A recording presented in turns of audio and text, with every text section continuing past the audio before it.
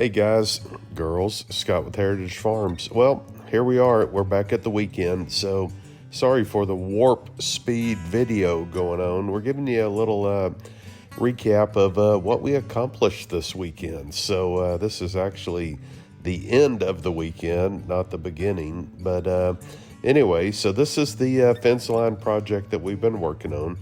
And you can tell we've been cutting out the cedars, cutting down any trees, vines, anything along this fence row. Ultimately, we're going to come back, add some new corner posts, some new stretch posts.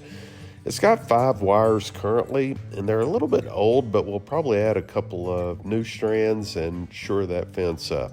So here's Dale, my co-worker. He's using the Yentatech debris forks on the bucket, and as I'm cutting stuff, as fast as I'm cutting it, man, he's out there speeding things up and making piles. You can see, here's an example where I cut a cedar. It went on the wrong side of the fence, and he was able to reach over the fence, pick it up with those debris forks. So what a great implement. So appreciate the opportunity that we had to review those. So, man, here we go. I'm just walking down the fence. Anytime there's a cedar, I cut it off. Try to make it fall on the correct side of the fence. It didn't help that we were having like 30 mile an hour, 40 mile an hour wind gusts today, which made it a little challenging because just about the time you make a cut, the wind would blow and the tree would want to go the opposite direction. But we did the best we could given the circumstances. So, but I want you to look at this, man. Dale does a great job of working in the tractor. And I tell you what, when I'm on the ground with the chainsaw and he's in the tractor, we can make a lot of stuff happen. Unfortunately, it just wears me out. By the end of the day, I'm ready to go to bed at 7 or 8 o'clock at night because I'm exhausted. Here's an example. I cut the tree off fence line high, and he's going to figure out how to get it off because it's kind of hung up with the other trees.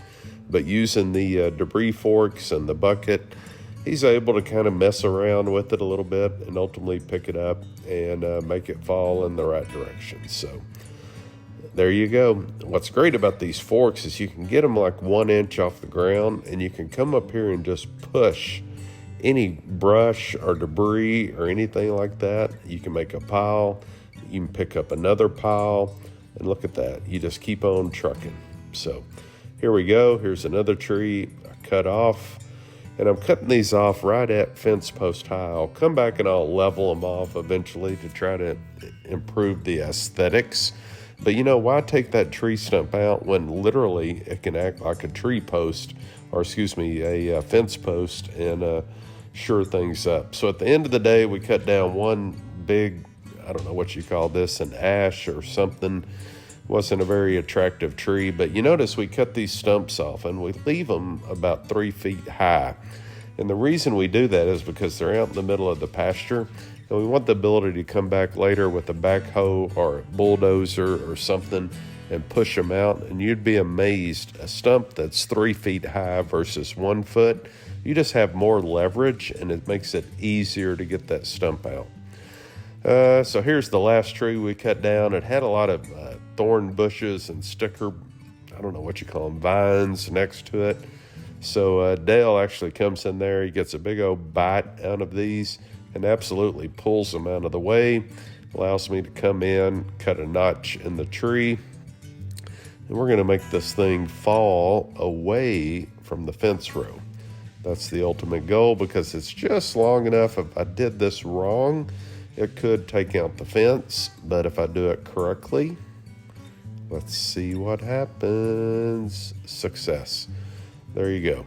So we're going to get this last tree cut down, and then we're going to come back in future videos. We'll take out all these stumps.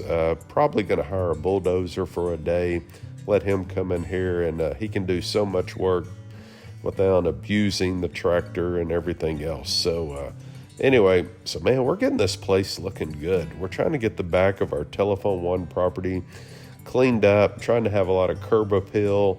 We want it when you come down this that people in the community say, wow, check out that Heritage Farms property.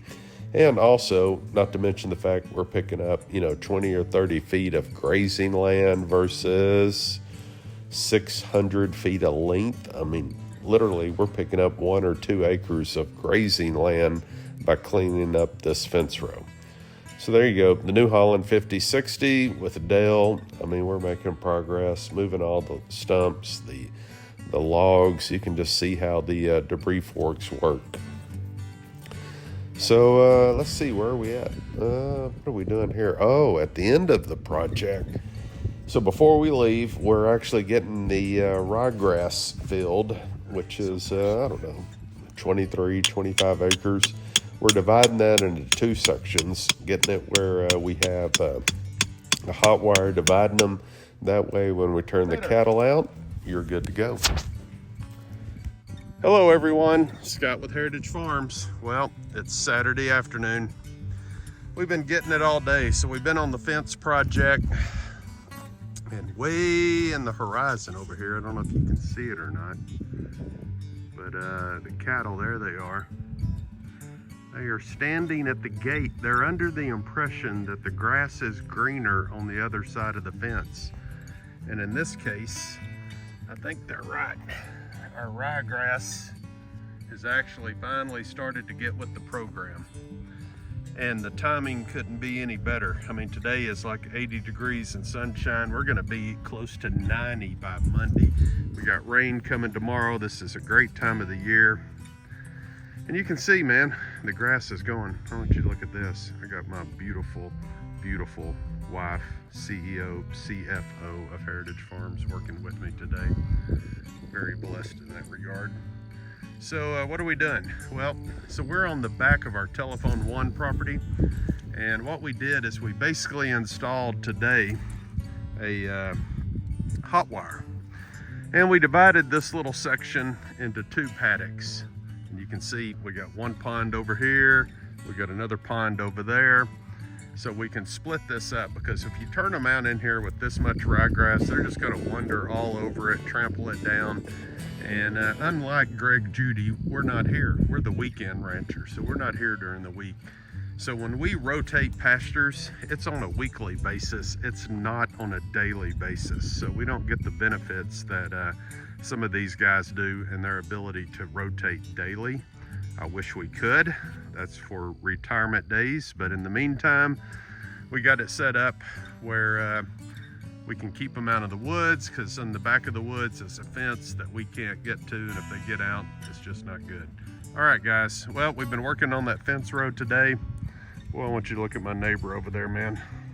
That place is going to be like a resort property. He's out there on that tractor and box blade every single day, making that place beautiful. All right, guys, that's what we've done today. Okay, guys, I want to give you an example of what hog damage is. So you really can't see it at this angle, but look right here. This is hog damage. You come right here, look how they've been rooting around. You come right over here, hog damage. Hog damage, hog damage, hog damage.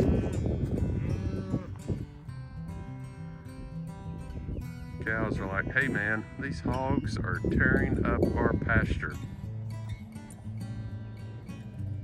Hello everyone, Scott with Heritage Farms. Have you heard the saying, the grass is greener on the other side of the fence? You can see we've been stockpiling winter ryegrass. And you can see over here, it's looking pretty good. All right guys, the cows are anxious to go, they're ready.